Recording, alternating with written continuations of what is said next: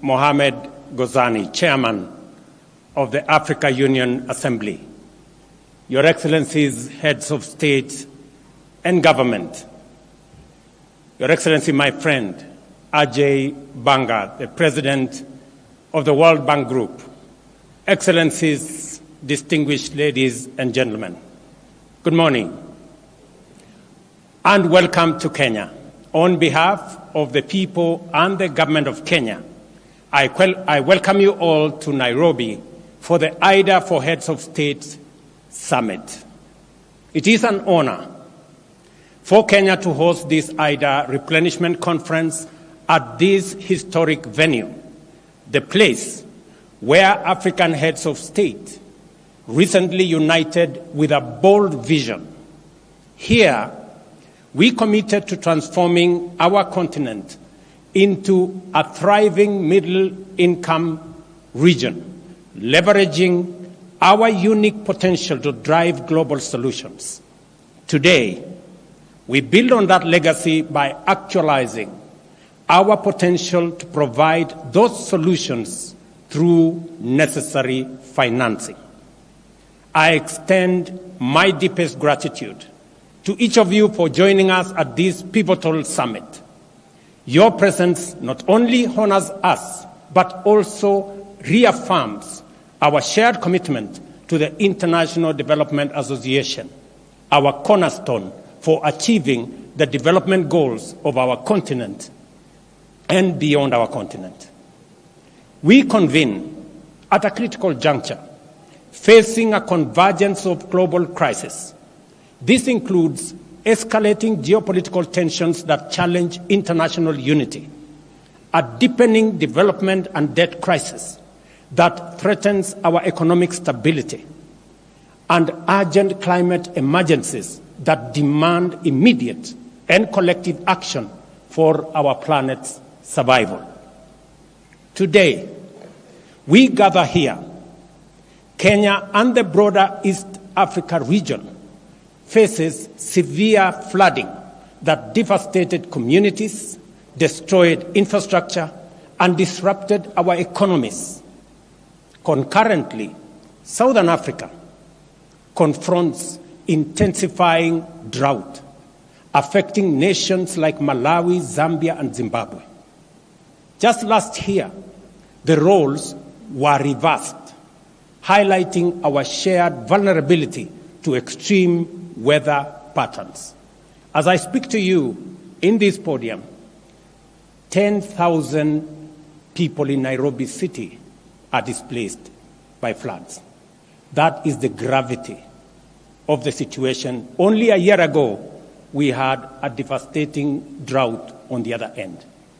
This new normal demands our immediate and united action to safeguard our collective future. This underscores the critical role of IDA for Africa Summit. As a cornerstone of financing for Africa, IDA has directed 75% of its total commitments, nearly $26 billion, to our continent in the last fiscal year, with African nations comprising 8 of IDA's top 10 borrowers. This support is not just financial. It is a lifeline for our development and also our stability. And your presence, personal presence, my friend Ajay Banga, in this meeting is a demonstration of the centrality of the discussions that will happen in this meeting and your personal commitment to this continent, which we appreciate. IDA stands out for its rapid and decisive action during crisis, distinguishing itself from other funding sources. Its demand-driven programs, combined with concessional loans of 40 to 50 years, empower borrowing nations to pursue sustainable long-term development strategies. And this is what we have been asking for: long-term, concessionary. We now want to discuss in this meeting scale. That is the only aspect that is missing in this configuration. And as Ajay Banker said, two things are missing: scale and design. Make it simpler. Now, more than ever, long-term concessional financing is vital. As many Africans and other developing nations face severe debt crisis, this financial strain hampers our efforts to combat climate change, transition to low-carbon economy, and adequately fund essential sectors like education, health, and social protection. We have frequently discussed the financial challenges that restrict our economic capabilities and reduce our investment in resilience and growth. High interest rates lead to unsustainable sovereign debt, complicate refinancing, and destabilize our currencies. Additionally, the rising cost of living, increased commodity prices, and supply chain disruptions severely impacting our food security, healthcare systems, and overall preparedness for response to crisis. Last year, we brought to global attention that African nations pay interest rates up to 5 times higher than typical World Bank IBRD rates. This year, the situation has worsened. Developing countries are now net contributors to the global economy, contrary to expectations of receiving net inflows. Projections, for example, for 2024 show a net outflow of US $74 billion from either countries like Kenya and others to donor nations, while net financial transfers to developing countries have plummeted from US $225 billion in 2024 to now a low of US $51 billion in 2022. Those statistics are glaring by any measure. Given these conditions, sustainable growth remains elusive for African nations as we allocate more funds to debt service than to crucial sectors like education, health, and social protection. This financial strain was prevalent in 2/3 of African countries even before the pandemic struck. Notably, in 2020, 1 in every 4 sub-Saharan African countries dedicated over 17% of its public revenues solely to interest payments. The IMF reports that sub-Saharan Africa's ratio of interest payments to revenue has more than doubled in a decade, reaching nearly 4 times that of advanced economies by the end of 2022. As a result, over half of IDA recipients today face debt distress or are at a high risk of debt distress. IDA remains their most dependable source of patient capital, with every dollar of donor financing enabling an additional US $3.5 in capital market leverage to amplify development impact. This endeavor transcends financial returns. It is about fulfilling our collective global aspirations. Africa's commitment to economic transformation, reducing poverty and inequality, and enhancing human well-being is essential and demands significant capital investment. Moreover, the global goal of achieving net zero by 2050 cannot be realized without Africa's active participation, a failure which would jeopardize humanity's survival, not just African survival, humanity's survival. It is imperative to understand with substantial investment in our vast energy resources, Africa can not only provide power to all its citizens, including the 600 million currently without access, but also significantly advance global decarbonization efforts. Let me say this broadly. If there was a case to be made for a win-win outcome, IDA is the best example, because everybody wins. The donors win, the recipients win. The donors win because it is an investment for them. For the recipients, it is an opportunity. In both cases, we have winners. The donors will put money in renewable energy, in energy in general, and we can continue world manufacturing and industrialization using African mineral resources, using energy that we have in abundance, and using labor that we have in abundance, and we can share the outcome of that industrialization with the rest of the world.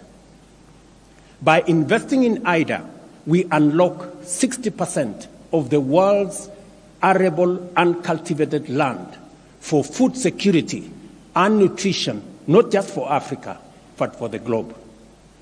By investing in IDA, we unlock the human resource potential in our continent, Africa being the youngest continent in the world. Investing in education, in health, in social protection gives us the opportunity to provide 40% of the world's workforce by 2050. Investing in IDA gives us the opportunity to decarbonize global economy and provide for green growth. Let me say this. Our continent possesses 60% of the world's prime solar resources, and our untapped renewable energy potential exceeds 50 times the projected global electricity demand by 2040. However, realizing this requires a shift in investment strategies with affordable long-term capital at scale being central. Our proposal and request entail a vision for an Africa-driven socio-economic development executed with transparency and inclusiveness, and our case is straightforward. Let me put it this way. Significant capital injection into IDA is crucial. The G20 independent expert group recommends tripling IDA's financing capacity to US $279 billion by 2030, while maintaining the essential concessional nature of its financing. At the very least, and if we cannot do anything else, let us not ignore or wish away this expert advice. We seek not just funding, but a partnership for progress. African nations propose a robust plan for climate-positive growth, aligning with the Nairobi Declaration from last year's Africa Climate Summit to ensure stable, dignified, and sustainable livelihoods across our continent. Africa is poised to transform its agriculture, water security, and energy access while creating job opportunities for over 4 million youths entering the job market monthly and expanding our small and medium enterprises as well. Central to these opportunities is our commitment to African-led initiatives.